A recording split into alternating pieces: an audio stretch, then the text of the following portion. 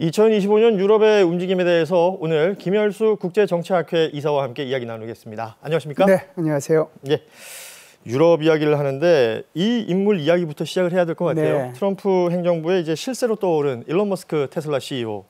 연일 그 유럽 각국의 내정에 간섭하는 듯한 발언들을 쏟아내고 있어서 골칫덩어리가 되고 있습니다. 예, 골칫덩어리는 옛날부터 골칫덩어리인데요.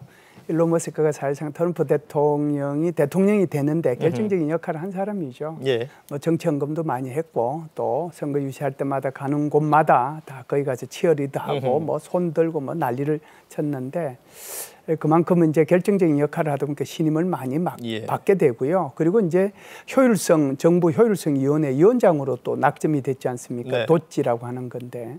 결국은 이제 이렇다 보니까 결국은 트럼프 이 집안하고 어떻게 보면 거의 뭐 가족과 같은 그런 그렇죠. 형태로 좀 지내고 있거든요. 그런데 지금 이제 앵커님 말씀하신 것처럼 유럽 정치에 도에 넘는 지금 간섭을 하고 있는데 아마 그 두 나라가 핵심인 것 같습니다. 하나는 영국이고 하나는 독일인데요. 예. 영국에서는 이제 무슨 일이 있었냐면은 지금 이제 키어 스타머 이제 독일 총리가 영국 총리. 예, 영국 총리 죄송합니다. 영국 총리가 옛날에 이제 우리나라 말로 하면 검찰총장 했을 때예요. 예. 그러니까 2010년대 말 2020년대 초 뭐 그 정도 될 텐데 그때 이제 아동 성착취 사건이 생겼거든요. 근데 이제 이걸 사실상 은폐했다. 그래가지고 이제 야당에서 이걸 들고 난리가 났어요. 그러다 보니까 이제 일론 머스크가 여기에 대해서 당장 이제 물러나라. 네. 그렇게 얘기를 하면서 오히려 영국의 그 극우 정당이 있습니다. 영국 개혁당이라고. 예. 영국 개혁당을 공개적으로 지금 지지를 하고 있는 그런 상황이고요. 두 번째는 이제 독일 같은 경우에는 이제 숄츠 총리가 삼민당 출신이잖아요. 그렇죠. 그런데 이제 작년 연말에 좀 덜 좋은 사건이 사실상 있었습니다. 이제 크리스마스를 얼마 앞두고 크리스마스 이제 마켓이 형성이 됐거든요. 트리를 팔기 위해서. 그렇죠. 이쪽으로 이제 차량이 돌진해가지고 사람이 한 4명 정도 죽고 60여 명이 부상이 생겼어요. 예. 그러다 보니까 이제 또 여기 이것 가지고 뭐 숄츠 총리를 멍청이라고까지 표현을 하고 또 이제 독일 대통령을 사실상 반민주 폭군이라고까지 이렇게 표현을 했거든요. 그래서 이런 것들을 보면 이제 이것을 대신할 수 있는 유일한 정당은 독일 대한당이다. 그래서 독일 대한당도 똑같이 극우 정당입니다. 그래서 영국과 독일에 대해서 정치 간섭을 하면서 똑같이 양 국가의 극우 정당을 이제 띄우는 거거든요. 예. 그래서 이것은 좀 도에 넘는 그런 간섭을 하고 있다 이렇게 보죠. 아니 지금 말씀하신 것처럼 도에 넘는다. 왜냐하면 네네. 각국의 수장들에 대한 이건 직접적이고 굉장히 뭐랄까요, 그 선을 넘는 그렇죠. 듯한 발언들이라서 네. 이거 어떻습니까? 그 공동 대응이라도 해야 되는 것 아닌가요? 글쎄요, 공동 대응을 좀 해야 되는데 지금 사실상 전체적으로 이제 유럽연합 입장이거나 또는 각국의 입장에서 보면 굉장히 이제 의견이 좀 분분한 것 같습니다. 왜 그러냐면은 이 사람이 이제 효율성 뭐 위원회 위원장도 하지만 워낙 이제 막강한 힘을 가지고 그렇죠. 예. 이걸 행사하려고 이제 할 수도 있던 그런 가능성 때문에 굉장히 말조심을 하는 거죠. 그래서 사실상 어떻게 보면은 분을 지금 사귀고 있는 중이라고 해도 이제 과언이 아니거든요. 예. 유럽연합 같은 경우 유럽연합도 어떻게 보면 단체 일원으로서 이게 직접적으로 대응을 해야 되는데 야, 그 괜히 광대가 하는 일에 여기 가지고 이래라 저래라고 하면 오히려 그 강대지만 더 하게 된다. 그러니까 우리는 그냥 가만히 있겠다 이렇게 얘기를 하고 있고요. 예. 이제 이게 분열이 된다라고 하는 것이 이제 이태리 같은 경우는 이태리 총리가 사실상 조르자 멜로니잖아요. 이게 이제 이태리 형제들이라는 당의 총수거든요. 그럼 이게 뭐냐면 이게 역시 이태리의 극우 정당이에요. 예. 그러니까 이 사람은 뭐라고 그러냐면 야, 일론 머스크가 얼마나 현명한 사람인데 그리고 그 사람이 설령 이제 영국 총리나 독일 총리를 향해서 좀 반대 진영에서 그런 얘기를 했다고 해서 그것을 이렇게 좀 바보 취급을 하고 오히려 이제 간섭을 하고 괴물 취급을 하는 것은 말도 안 된다. 그렇게 해서 오히려 두둔하고 있거든요. 예. 두둔하는 사람 이 사람만 있는 게 아니에요. 트럼프도 두둔하고 있단 말이에요. 그렇겠죠. 예. 트럼프 대통령 같으면 오히려 이제 이 국가 간의 관계가 좀 문제가 될 수 있으니까 좀 자제해라라든지 뭐라고 한마디 할 텐데 그렇게 아니고 나 그 사람 믿어 아주 잘하고 있어 이런단 말이죠. 예. 그러니까 제가 볼 때는 이 일론 머스크의 이러한 간섭이라고 할까요? 이 도에 넘는 발언들이 한두 분으로 끝날 것 같지는 않고 계속해서 유럽의 어떤 정체성 그것을 좀 분열시키고 또 극우 정당을 좀 띄우기 위한 그런 것들은 앞으로도 계속될 가능성이 있다. 그런 면에서 좀 우려가 되죠. 그 사실 왜 누울 자리를 보고 다리를 뻗는다고. 그렇죠. 그 말씀하신 그 각국의 유럽 내 각국의 어떤 정치적 상황이 안정돼 있다면 이렇게 뭐 비집고 들어올 만한 얘기가 됐겠느냐. 그러니까 그만큼 유럽 그 각국의 정치 상황이 탄탄치만은 않다. 이 부분에 반증 같기도 해요. 그렇죠. 이제 핵심적인 나라가 여기서 보면 이제 프랑스하고 독일을 들 수 있는데요. 예. 프랑스 같으면 이제 마크롱 대통령이 지금 대통령직을 수행하고 있잖아요. 이원 예. 집정제 나라이기도 하고. 그런데 이제 마크롱 대통령이 작년에 이제 어떤 일이 있었냐면 2024년도 6월 달에 유럽 의회 선거가 있었어요. 예. 유럽 의회 선거에서 마크롱 대통령이 소속돼 있는 당이 참패를 하고 이제 이 프랑스에서도 소위 말하는 이 극우 정당 르펜이 속해 있는 극우 정당이 부상을 했거든요. 물론 네. 이제 이 당을 차지하지는 못했지만 근데 어찌 됐든 이 마크롱 대통령이 속해 있는 당은 이제 완전히 이제 깔아앉았단 말이죠. 그런데 이제 문제가 더 그걸로 끝났으면 괜찮은데 그게 아니고 이원 집정제니까 대통령이 총리를 지명을 해요. 그렇죠. 총리 지명하는데 가능하면은 자기하고 오히려 이제 야당 쪽에서 총리를 지명을 해야 되는데 그게 아니고 여당 쪽 관계되는 사람을 지명을 하니까 그러면 야당 쪽에 있었던 사람들이 너 지금 무슨 소리 하느냐 쫓아내 버렸어요. 예. 그리고 나서 다시 또 이제 새로운 그 총리를 지명을 했는데 이 사람도 지금 쫓아내려고 하고 있거든요. 결과는 어떻게 될지는 모르지만 이 말의 의미는 지금 마크롱 대통령이 2027년까지 대통령직은 유지는 해요. 하지만 그만큼 리더십에 결정적인 타격을 받았다. 그러니까 이게 뭐 프랑스 내뿐만 아니라 유럽 내에서의 발언에 있어서도 또 리더로서의 그렇죠. 어떤 역할은 한계가 있을 수밖에 없는 거잖아요.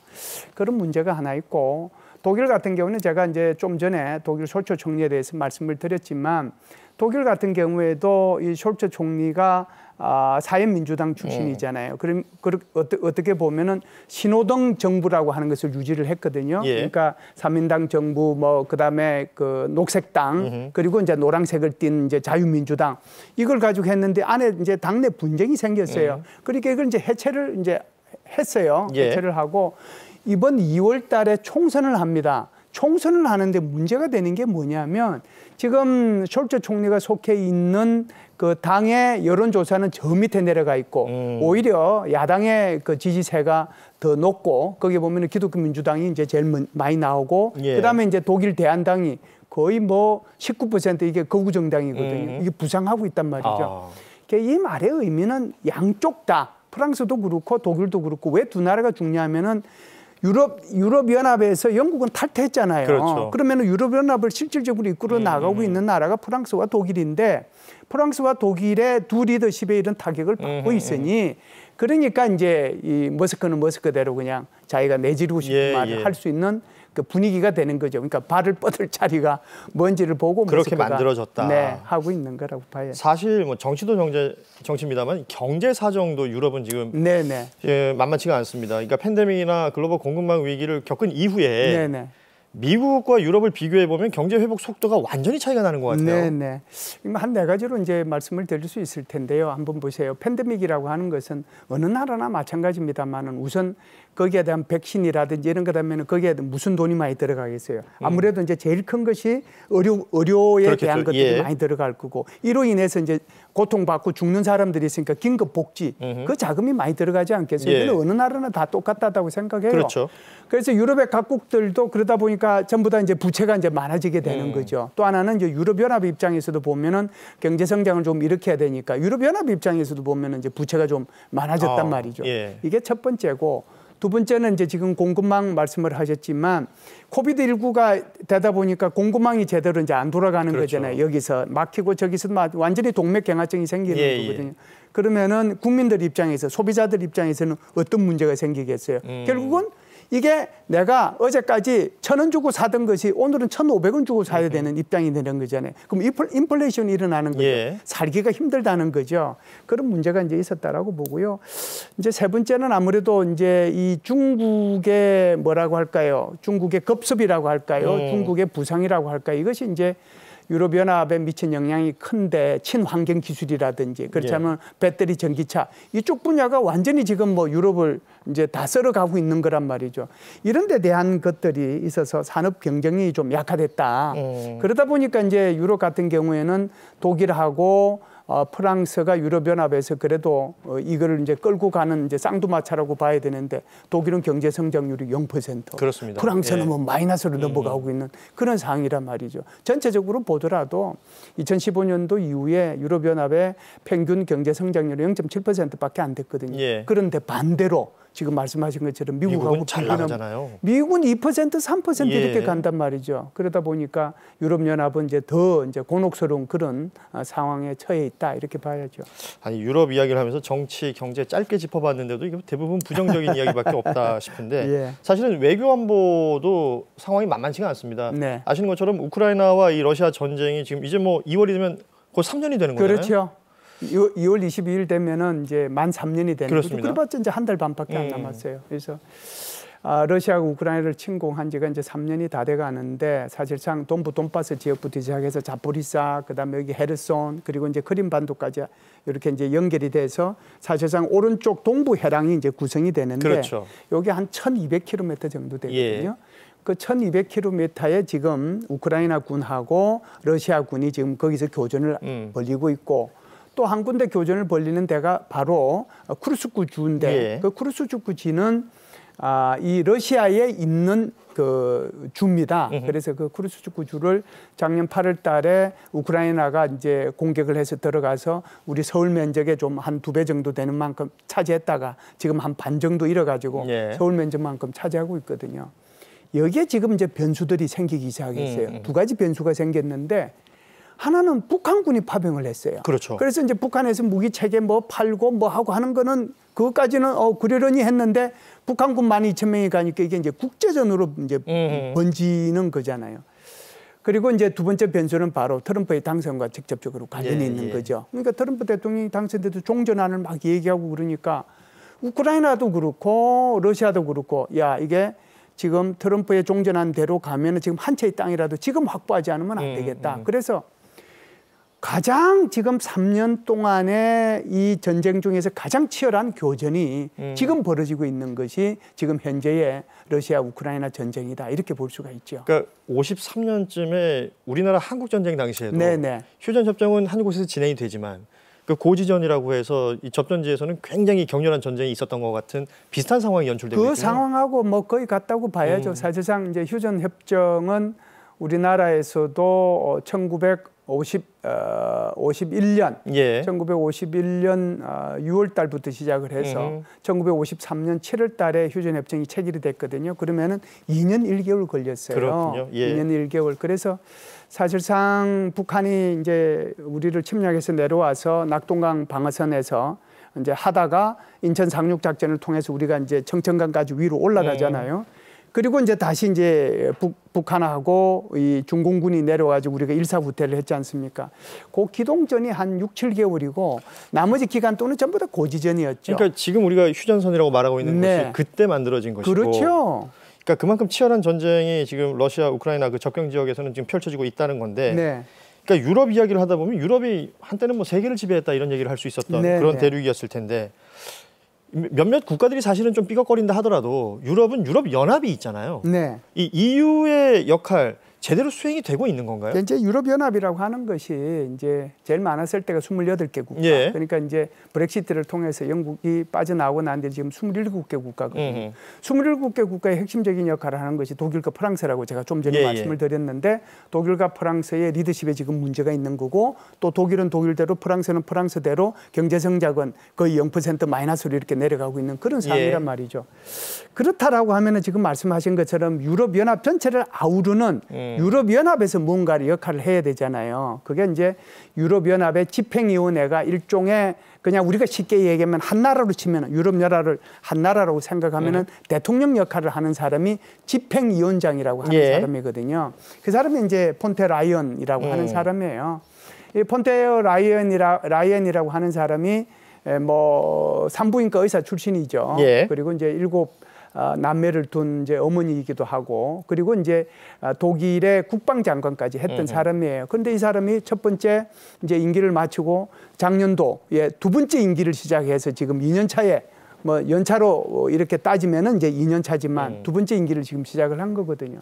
그러면 뭘 해야 되겠어요? 지금 여기서 EU 집행위원회에서 뭔가를 해야 되는데 EU 집행위원회에서 뭔가를 하고 싶어도 지금 가장 문제가 되는 것이 소위 말해서 거구 정당의 부상이잖아요. 그렇죠. 예. 거구 정당의 부상이라고 하는 것은 기존의 정당들이 가지고 있는 여러 가지 쟁점들에 대해서 생각이 달라요. 한번 보세요. 이민 문제 다르죠. 기후변화 다르죠. 외교안보 다르죠. 신규 회원국 가입하는 거 다르죠. 재정정책, 경제안보, 우크라이나 지원. 사실상 수많은 이슈들에 대해서 이 떠오르는 있는 거구 정당의 생각이 기존에 있는 거하고 다른 거예요. 그렇다라고 하면 폰테 라이언이 해야 될 일이 이들의 정당들이 요구하는 것을 얼마만큼 녹여내야 될 것이냐 하는 게 문제잖아요. 예. 그러니까 아마 이것이 앞으로 유럽연합에 얼마만큼 이제 힘을 얻어서 갈 것이냐 하는 것인데 뭐 얼마만큼 녹여내느냐에 따라서 좀 달라지지 않겠는가 이렇게 봅니다. 자, 이번 질문은 그 지금 말씀 이제 유럽연합 얘기를 해주셨습니다만, 그러니까 2025년 새해가 밝은 지 한 일주일 지났고요. 유럽의 상황은 그렇게 밝아 보이지 않습니다. 그렇다면 이게 전체적으로 보자면 유럽은 어떻게 해야지 이 위기를 헤쳐나갈 수 있을까? 이 질문을 드릴 수밖에 없겠어요.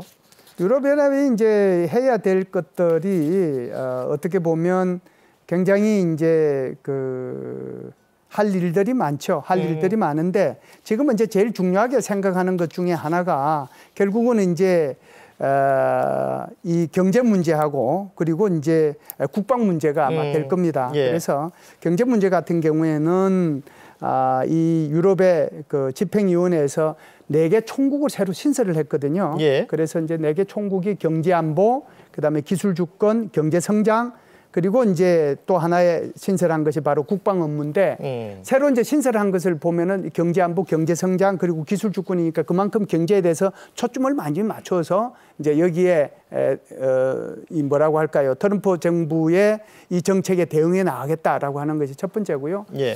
두 번째는 이제 아무래도 미국이 미국의 트럼프 대통령이 유럽연합에 대해 가지고 계속해서 이제 방위비 분담금 올려라, 국방비 올려라 막 계속 시비 걸고 그러니까 오히려 그러면 우리도 자강해야 되겠다. 그렇다라고 하면 사실상 가장 그 러시아에 대해서 좀 반대 입장을 가지고 있는 나라들이 발트 국가거든요. 그렇겠죠. 라트비아, 리투아니아, 에스토니아 바로 옆에 있으니까 이 나라 사람들을 이 국방위원회, 집행위원회에 많이 좀 넣어서 이 자강을 위한 어떤 노력을 해 나가야 되겠다. 그래서 방향은 두 가지입니다. 하나는 경제, 하나는 국방. 이 분야를 앞으로 좀 더 강화시켜 나가겠다.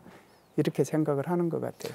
그러니까 지금 뭐 정치, 경제 쉽지 않은 상황을 유럽은 겪고 있는 것인데 2025년을 기점으로 해서 새로운 성장 발판을 마련할 것이다. 이런 전망들도 있더라고요. 네네. 그 유럽이 마주할 기회라는 부분을 보자면 어떤 것들이 있을까요? 글쎄요, 제가 볼 때는 이제 크게 보면은 한 3가지 정도가 될 것 같습니다. 예. BCA 리서치라고 하는 거기에 수석 전략가가 얘기를 한 걸 보면 각종 지표들이 이제 점진적으로 좀 개선이 되고 있다. 그래서 이게 올해 2월 달에 결국은 독일의 총선이 분기점이 될 거다. 그러면은 이제 숄츠가 물러나고 기민당에서 이제 잡게 되거든요. 그럼 기민당에서 자리 잡게 되면은 어떤 정책을 추진할 것이냐 하면은 결국은 이제 경제 부흥 정책을 이제 추진할 거다. 그래서 이 독일이 가지고 있는 그 GDP 대비 부채 비율이 한 60% 조금 넘어요. 굉장히 뭐 튼튼하죠. 그러면은 이제 이것을 하게 되면은 결국은 이것이 유럽의 다른 나라들한테도 낙수 효과를 일으켜가지고 전체적으로 이제 좀 경제가 나아지지 않겠는가 하는 것이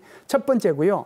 두 번째는 이제 유럽의 기업들이 꽤 많죠. 많은데 뭐 지멘스라든지 알리안츠라든지 SAP라든지 이런 기업들인데 이게 지금 미국에 비해서 굉장히 저평가돼 있단 말이죠. 네. 그래서 이 저평가가 제대로 이제 평가를 받게 되면 앞으로 괜찮아질 거다라고 하는 것이 이제 두 번째고요. 세 번째는 이제 유로화의 약세라고 볼 수 있습니다. 그래서 달러 대비 아마 제가 알고 있기로는 가장 약세가 지금 진행이 되고 있는 게 아닌가라고 생각을 하는데 그 유로화 약세는 이제 거꾸로 얘기하면은 유럽 물품의 수출이 늘어날 수 있는 것을 의미하잖아요. 그렇죠. 그런 차원에서 보면은 크게 3가지 차원에서 새로운 성장 발판이 마련되지 않겠는가 이렇게 이제 보고 있습니다. 그러면 우리나라와 유럽은 또 어떻게 될 것이냐 좀 얘기를 해봐야 될 텐데 네네. 사실 큰 변수 중에 하나가 북한이 러시아 파병을 하면서 우리 안보 이게 유럽과의 어떤 협력 관계도 필요하다라는 얘기들 많이 하는데요. 어떻습니까? 예, 뭐 사실상 이 2022년도 2월 달에 러시아가 우크라이나를 침공하고 난 뒤에 사실상 나토 정상회담을 이제 해마다 이제 나토 정상회담을 하는데 2022년도부터 2023, 2024 3년 연속 대한민국 대통령을 거기에 나토 정상회담에 초청을 했거든요. IP4라고 얘기를 해요. 물론 뭐 우리나라만 초청한 것이 아니라 대한민국, 일본, 호주, 뉴질랜드 이 네 나라를 초청을 했죠. 이 말의 의미는 유럽의 안보와 아시아의 안보가 이렇게 분리되어 있는 것이 아니고 연결되어 있다는 것을 의미하는 거고요. 네. 이 의미가 사실은 이제 현실로 드러났잖아요. 결국은 이제 북한이 러시아에 파병을 함으로써 결국은 그 유럽의 안보하고 아시아의 안보하고 이거는 이제 한국 안보도 직접적으로 연결이 되는 거니까 이제 직접적으로 연결이 됐다 이렇게 보는 건데요. 사실은 이런 이 러시아의 우크라이나 침공으로 인해서 한국이 여러 가지 또 이익을 본 점도 있어요.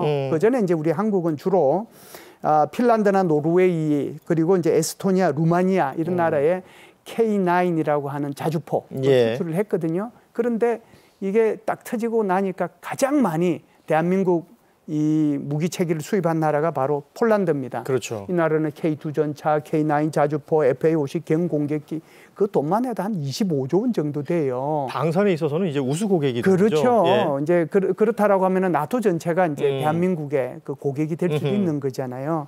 그런 면에서 보면은 이것도 이제 뭐 경제적인 측면만 꼭 봐야 될 것은 아니고 한국과 유럽의 안보가 긴밀히 연결이 돼 있고 유럽의 안보를 위해서 한국이 기여할 것이 그만큼 많다.